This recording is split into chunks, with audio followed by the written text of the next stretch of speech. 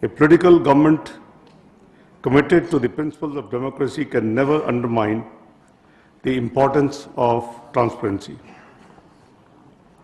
The world is at a crossroads in this century at the emerging new social contract which demands accountability from governments.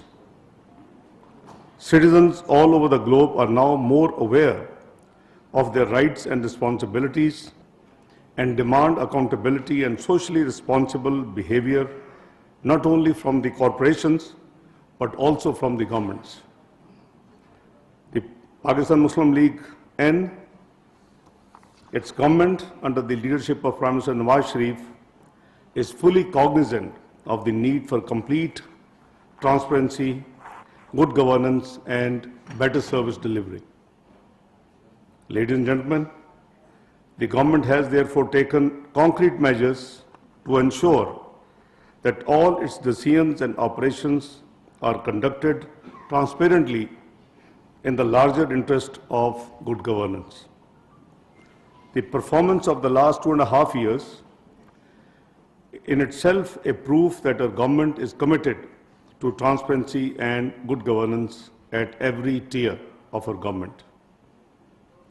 Pakistan ranking in the Transparency International Index improved as compared to 2013, 127 to 126 in 2014, and having ensured our best efforts for the transparency, we hope that the 2015 index will, inshallah, further improve the country's rating as far the transparency is concerned.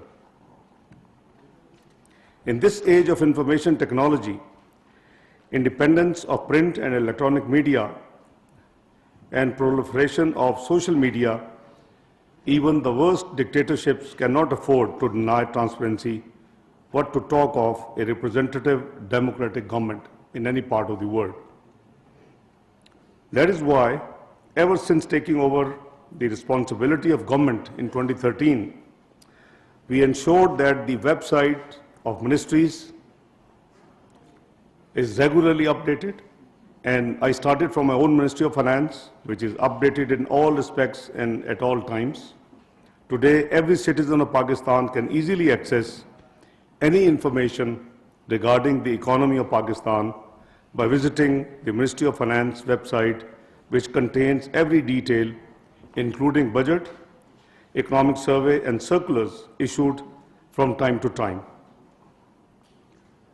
We have begun transparency from our core ministries, and now it has been further extended to almost all ministries.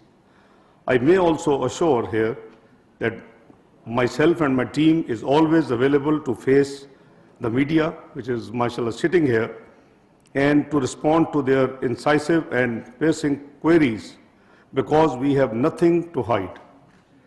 We are proud of our clean conscience and unblemished reputation of the government, which we shall always guard in order to please Almighty Allah and the people of Pakistan. Similarly, I would talk about first my domain, where responsibilities are there, about vis-a-vis my own divisions and ministries. Similarly, the Economic Coordination Committee of the Cabinet, of which many ministers are members, including Honorable Information Minister, the decisions which are taken there are in a most transparent manner. It has, as I said, many ministers, many secretaries. Those divisions and ministries and autonomous bodies whose business is there, their key functionaries are always present when their items of agenda are discussed. We ensure transparency, and no fact is withheld or distorted. Same is rather I would say, and I compliment, I can see many friends here, even before we are out from the ECC, the decisions are already run by tickers in the electronic media before even we officially release our decisions. So I think this is itself a proof that the openness and the transparency cannot be compromised. Same is the case with other ministries and economic institutions. The government is streamlining the existing policy-making mechanism and increasing its efficiency. Currently, tax and energy reforms, as well as strategic private sector participation, are high on the government's priority list. I would like to share a few words in this regard. Within the domain of taxation, the development of key transparency cementing mechanism system is in the process. The anti-money laundering will be amended soon to provide for tools for further combating tax crimes. We are right now working on this particular area in FPR.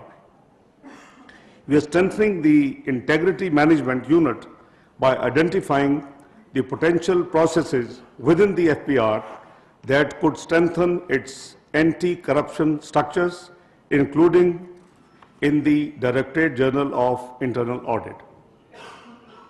With an objective of promoting tax compliance culture in the country, the FPR has published tax directory of parliamentarians as well as general taxpayers for our first 2 years of the government, i.e. fiscal year 2013 and 2014. The directives are available online on the website of FPR and can be accessed by the general public. I'm sure you are well informed, and Pakistan is the 4th country on the globe which has issued its parliamentarians tax directory. And it was a very nice proposal from the media when we took over the government that in order to ensure transparency, the government should organize, no matter it will be 4th or whatever, they should organize and they should publish the parliamentarian tax directory. We had to put in an effort, and alhamdulillah, for the last 2 years, we have been publishing and we have been putting on website the parliamentarian tax directory. In fact, I received complimentary letters from many Western countries who used to say, United States, Hillary Clinton, Secretary of State at that time, she said that why should we give any taxpayer money to Pakistan if their own parliamentarians do not pay taxes. We had Secretary Justin Greening of UK, my counterpart. She also said similar sort of remarks. So we decided that why not? We should go ahead and do it. So although initially it had to take a little bit of effort, because those who didn't have any other source of income other than the Senate or National Assembly's salary, they were assuming that their tax is deducted source, they don't have to file return, but they have to file return.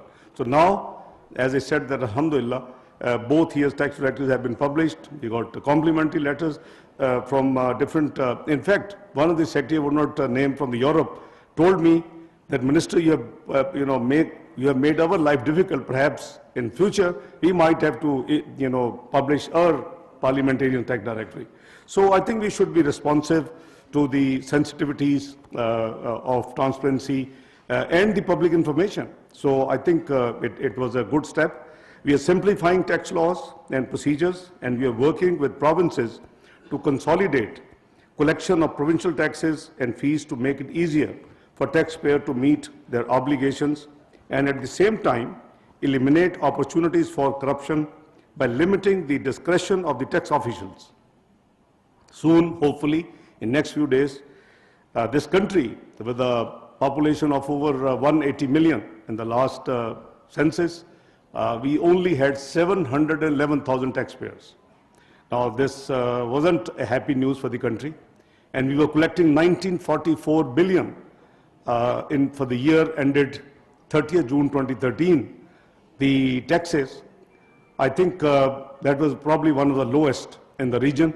It was 8.6% tax to GDP. So we had to work extra hard. We had to take measures. The taxes growth was only 3%. So in 2 years, the country taxes collection has gone from 1944 to 2,588 billion, which means 33% or over 16%.